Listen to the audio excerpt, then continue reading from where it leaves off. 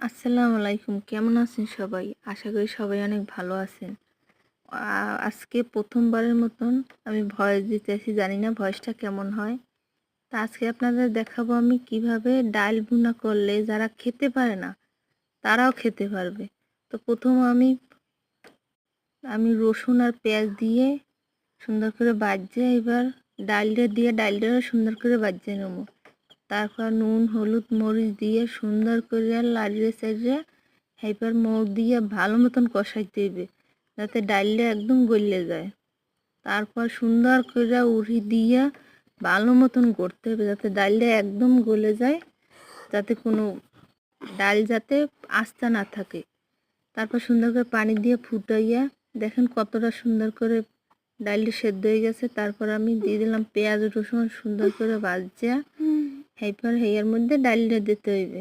তারপর ডালটা দিয়েও ভালো মতন ফুটাই নিতে হবে যাতে ডালটা স্বাদটা বেড়ে যায়। তারপর আমি দিয়ে দেবো বিলেতি ধনিয়া আমাদের গাছের, সুন্দর করে দিয়ে ভালো মতন ফুটাই নিতে হবে যাতে ডালটা আরও সুস্বাদু হয়ে ওঠে।